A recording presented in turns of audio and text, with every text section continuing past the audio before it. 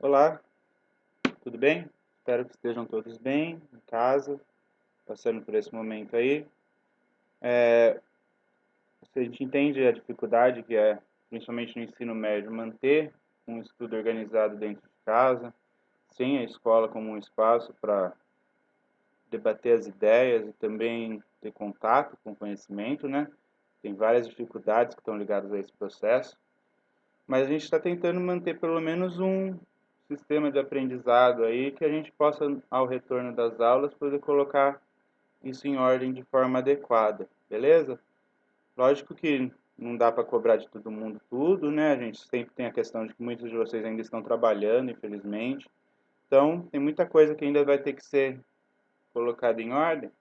Mas enquanto isso, é legal a gente acompanhar essas atividades que eu vou estar passando e essas correções, né? No caso, hoje a gente vai corrigir a atividade 1, realizada há 2 semanas atrás, sobre a conquista da América, né? Essa primeira atividade foi mais relembrando aquilo que a gente estava falando em aula.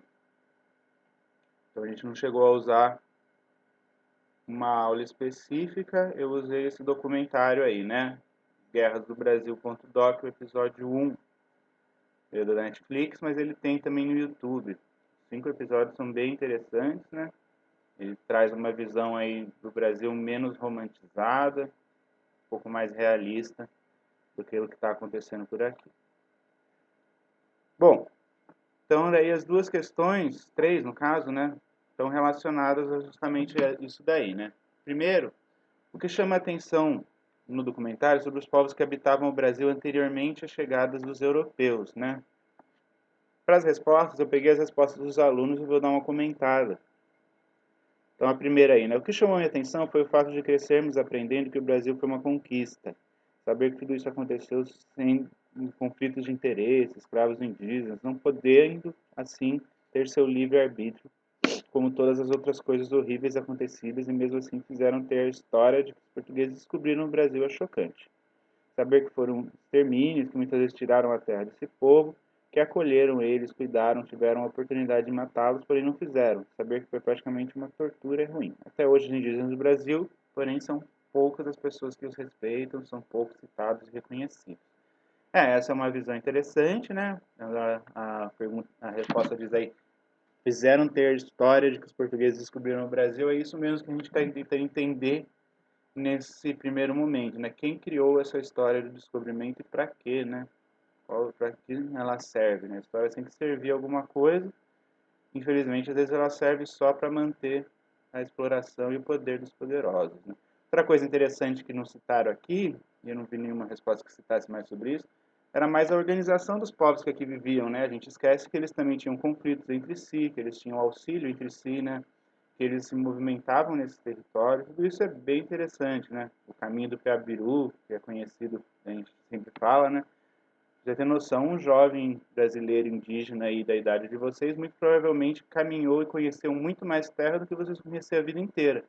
Porque a vida dele era voltada a isso, né? E a nossa vida é voltada a ficar fixado num local, gerando riqueza, às vezes para os outros. Tudo isso aí a gente tem que pensar, né? Como essa cultura que é do brasileiro de verdade vai ser perdida, né? Imposta por outros. É isso que vem daí nas outras duas questões. Que é, aqui tem o trecho do Pero de Magalhães Gândavo, né? Amigo da coroa portuguesa e tal, um historiador antigo. A língua desse gentil, toda pela costa, é uma que carece de 3 letras. Não se acha nelas F, nem L, nem R, coisa digna de espanto, porque assim não tem fé, nem lei, nem rei. E desta maneira vivem desordenadamente. Então, ele é o primeiro a usar o termo Brasil, e como foi fundamental para a relação do indígena e europeu essa visão de que os Brasis, né, como eram chamados os que viviam aqui, não tinham fé, lei, nem rei. Bom, as respostas que eu achei interessante. Essa visão fala que era um lugar sem lei, sem fé e sem rei, só que fez com que os portugueses impunham suas regras sobre os indígenas, assim manipulando a forma de vida deles. Acredito que isso foi fundamental para os portugueses que queriam impor sua visão. Uma outra legal é que essa visão refletiu o pensamento português sobre os indígenas, e ao mesmo tempo os portugueses não viam os indígenas como pessoas, mas como algo a ser domesticado ou escravizado. Os portugueses só perceberam o valor dos indígenas depois que tinham matados tantos que havia muita terra, mas ninguém morando nelas. Aquela ideia que eu até falei um pouco na sala de aula, né? De você primeiro conhecer para depois começar a entender aquilo, né? Isso daqui. Mas enfim, essa ideia de sem fé, sem lei, sem rei está totalmente ligado ao etnocentrismo, né? Ou uma visão eurocentrada. O uso da régua europeia, que é uma régua cristã, que é uma régua mercantilista, né? Nesse momento ainda não é o capitalismo, mas já é o mercantilismo, que é uma régua monárquica, pensando nessas três coisas, né? Como base dessa civilização europeia, usar essa régua para medir um povo que era baseado em outras coisas, uma vida muito mais ligada à movimentação, às trocas com a natureza e não à exploração da própria natureza, né? Tudo isso daí está por trás desse etnocentrismo ou eurocentrismo que julgava, então, por sua vez, o índio como inferior, o indígena como inferior, né? É interessante a gente comparar isso com tudo aquilo que ocorre na história da humanidade a partir de então, né? Nesse primeiro momento a gente tem uma justificativa que é baseada na fé, que é a discussão se o índio tem ou não alma, se ele acredita ou não em Deus. Se ele não acredita em Deus, ele não tem alma. Então como que fica essa questão, né? Mas posteriormente, quando a gente tem o advento de uma pseudociência nos séculos 19 e 20, essa mesma desculpa é utilizada também na África e na Índia para os colonialistas do outro momento, colocando o africano ou o indiano ou o chinês como povos inferiores que também necessitavam aí da tutela e da organização europeia. Ou seja, o eurocentrismo continuou existindo. A desculpa ela pode ser dada através de uma ciência inventada, através de um trecho religioso, mas toda ela está baseada nessa ideia fundamental aí de menosprezar o conhecimento do outro e impor o seu próprio, que é o que a gente vê acontecendo por aqui nesse primeiro momento, né? A segunda questão, eu trago daí o quadro importante do Vitor Meirelles, que é a primeira missa do Brasil, e a gente vai falar dele, mas primeiro, como a religião cristã serviu aos interesses colonizadores durante o processo de conquista. Então, aquilo que eu falei anteriormente, né? A religião vai ser a desculpa fundamental, né? Através da evangelização do povo indígena, está interligado às necessidades e interesses políticos que baseava-se na conquista e colonização de novas terras. Interessante, né? Citar isso daí, quem colocou. Por quê? O interesse político usa o interesse religioso sempre, não existe o contrário, né? Luta pelo poder, né? Ninguém está aí querendo ser bonzinho ou coisas assim, aí está ingenuidade. Que se os indígenas fossem contrários à fera, justo escravizá-los, matá-los, roubar as terras deles, pois a escravização, na visão portuguesa, era para salvar as almas deles. A própria Igreja Católica tentou evangelizar os indígenas, aqueles que recusassem eram mortos. Eles eram proibidos de falarem a língua deles, de assumir o nome indígena, tinham que negar que eram indígenas para serem aceitos e evitarem preconceitos ou até serem mortos.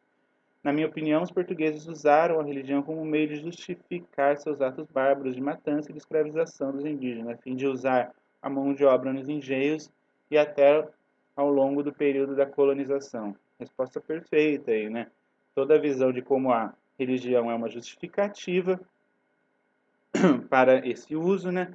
A ideia de que você elimina, né, essa diferença, o indígena não pode ter a sua própria identidade, então ela é inferiorizada, colocada como sem valor, né? O que é muito problemático, porque com isso a gente cria toda uma cultura de uma civilização que acaba sendo colocada de lado, e isso acontece até hoje, é bom ressaltar, até hoje tem gente que entra em aldeia querendo evangelizar índio, falar que ele está errado ou certo, ou sei lá, meter o bedelho onde não é chamado, né, por questões religiosas, que por trás de tudo isso está o poder.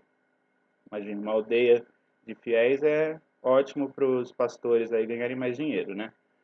Além disso, uma outra coisa interessante é que ele fala aqui da escravização, né? E sempre bom a gente lembrar, né? Nosso estado, São Paulo, surgiu a partir da escravização de indígenas. Nossa cidade, Amparo, também, né? Tudo aqui eram aldeias indígenas que foram sendo massacradas e escravizadas pelos bandeirantes.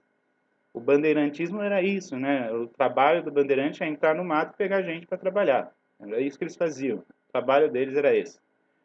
Então, e o nosso estado foi fundado por essas pessoas que retiraram daqueles indígenas para o trabalho, em primeiro momento, na plantação de cana-de-açúcar, e assim vai indo através dos ciclos econômicos da colônia. Daí um outro ponto interessante para a gente terminar, é o quadro, né, que é um quadro de 1860, do Victor Meirelles, e ele mostra muito bem aquilo que começa lá no início, né? Por que essa história do descobrimento? Quem criou isso, né? Será que sempre foi pensado assim? Não. Durante a época colonial não era nem bem visto esses momentos históricos, porque o cara estava aqui para tirar dinheiro. Essa construção vem justamente com um projeto do Império, né, de 1860, de Dom Pedro II, que é o primeiro cara a tentar pensar o que é o Brasil, como foi criado o Brasil, o que vai ser o Brasil, né? Então esse quadro principalmente é um mito fundador.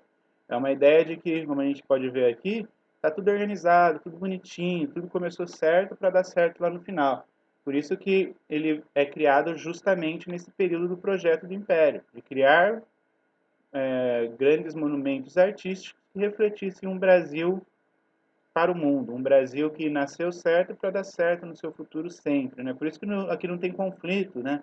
A gente vê um quadro onde está tudo muito certo, o cara vai lá, põe uma cruz, começa a rezar e a gente fala, oh, que da hora, vamos assistir, nossa, ele trouxe um negócio novo, como se as coisas fossem assim, né? A quadra até é baseado, a gente sabe hoje que o Victor Meirelles usou a carta do Pero Vaz de Caminha, que é também um outro mito fundador nacional, né? Todo mundo já ouviu ela em algum momento, que vai mostrar uma terra de belezas naturais, de pessoas maravilhosas, né, que viviam nus e tinham harmonia em tudo, que é uma questão que acaba transformando tudo num romantismo exacerbado para você evitar a visão de conflitos, né, evitar falar que, na verdade, o que está acontecendo é um processo de conquista, de dominação. Então aí é até interessante que a gente vê que nesse quadro não aparece a figura do indígena que estaria ali preso entre o genocídio do colonizador, ou seja, ser escravizado, morto por doenças ou até pelas armas, ou o etnocídio das missões, porque muitas vezes a igreja salvava esses índios, mas destruindo as suas identidades, transformando eles em seres submissos, como a gente tem bastante documento, filme que mostra isso no período, vários indígenas que iam para dentro das missões porque era melhor você viver sob o mando de um padre jesuíta e seguir as questões da Igreja Católica do que você ser escravizado e morrer com 20 anos de idade apanhando, né? Então, era essa escolha que o indígena acabava tendo que ter, ou fugir e tentar manter sua cultura, que foi a que a maior parte tentou fazer e vem tentando fazer há 500 anos. Retomando então lá o filme, é o que a gente tem até hoje no Brasil, né? Essa necessidade de que o indígena não é visto como alguém com direitos, não é visto como alguém com capacidades, e tudo isso aí a gente acaba fortalecendo a visão predatória que a gente vê por parte até atualmente do governo, né, que visa a destruição do elemento indígena nacional, claramente, né, seja através de retirar suas terras ou até mesmo de esperar que eles apenas morram, né. Se vocês procurarem notícias sobre Covid-19 em aldeias, vocês vão ver que o governo, em vez de ajudar, está tentando piorar a situação, porque, como aparece ali, né, é um novo genocídio, né? O poder está na mão dos genocidas, sempre, parece, infelizmente. Bom, ficou meio triste esse final, mas a ideia é a gente pensar em como você pode usar interesses, no caso da religião cristã, que tinha esses interesses também na América, para justificar uma história a ser contada, aí, essa história do descobrimento, beleza? Bom, é isso aí então. Aproveitar quem está assistindo para fazer uma marcação no caderno. Como eu sempre falo que o caderno é importante, é ele que vai provar que a gente estava tendo aulas até nesse período, tanto para mim quanto para qualquer um que falar qualquer coisa, né? Então isso é legal para vocês terem o caderno em dia, porque ninguém vai ter dor de cabeça quando retornar. Então faz uma anotação aí da aula, do que foi visto, pode colocar o nome da atividade na anotação, ou coloca o nome do vídeo, enfim, só para ter uma organização aí. Assim a gente, vocês se organizando sozinho também aprende a se organizar melhor, beleza? É isso aí, falou!